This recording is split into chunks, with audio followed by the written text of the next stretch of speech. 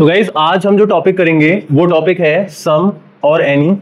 और बहुत ही ज्यादा कंफ्यूजिंग होता है कई बच्चों के लिए कि कहाँ पे सम को यूज करें और कहाँ पे एनी को करें। तो देखते हैं कहाँ पे हम यूज करेंगे। सबसे पहली चीज, सम का इस्तेमाल बच्चों होता है पॉजिटिव सेंटेंसेस में। जब भी हमारा सेंटेंस पॉजिटिव होगा तो वहां पे हम सम का इस्तेमाल करेंगे। वेयरएज अगर हम किसी नेगेटिव सेंटेंस की बात करते हैं तो नेगेटिव सेंटेंसेस के लिए हम एनी का इस्तेमाल करेंगे। इसके अलावा अगर हमारा सेंटेंस इंटरोगेटिव है तो इंटरोगेटिव सेंटेंसेस के लिए भी हम एनी का इस्तेमाल करेंगे।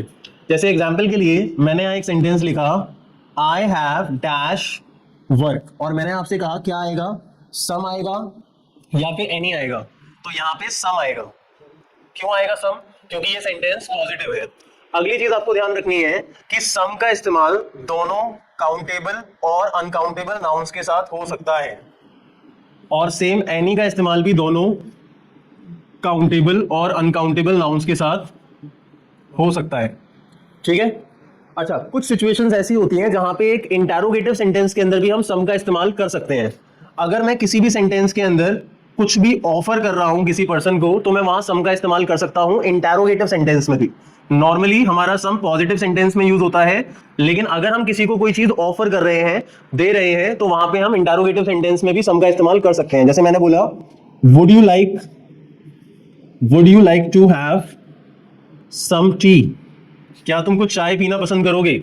तो यहां पे हमारा सेंटेंस इंटरोगेटिव है, उसके बावजूद सम लग रहा है क्योंकि हम ऑफर कर रहे हैं टी को। इसी तरीके से एनी नेगेटिव और इंटरोगेटिव में यूज होता है, पर कुछ सिचुएशंस ऐसी होती हैं जहां पे हम एनी का इस्तेमाल पॉजिटिव सेंटेंस में भी कर सकते हैं। तो वो कौन सी सिचुएशन होती है? वो होती है कंडीशनल की। कंडीशनल सिचुएशन में हम एनी का इस्तेमाल पॉजिटिव सेंटेंस में भी कर सकते हैं। नाउ कंडीशनल क्या होता है? कंडीशनल वो सेंटेंस होता है जहां सेंटेंस में क्या आता है, इफ। क्या आता है? इफ। जैसे एग्जांपल के लिए मैंने बोला, if you have any doubt let me know. अगर तुम्हारे को कोई डाउट है तो तुम मुझसे पूछ सकते हो। तो यहां पे हमने सीखा some, any. Let's repeat it again. Some का इस्तेमाल पॉजिटिव सेंटेंस में होगा, एनी का इस्तेमाल नेगेटिव इंटरोगेटिव सेंटेंस में होगा। सम और एनी दोनों काउंटेबल और अनकाउंटेबल नाउन के साथ यूज हो सकते हैं।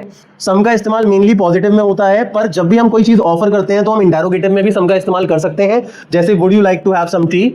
एनी का इस्तेमाल मेनली नेगेटिव और इंटरोगेटिव में होता है, बट कंडीशनल सेंटेंस में जहां इफ आ रहा हो वहां पॉजिटिव सेंटेंस में भी हम एनी का इस्तेमाल कर सकते हैं। जैसे यहां if you have any doubt. Clear?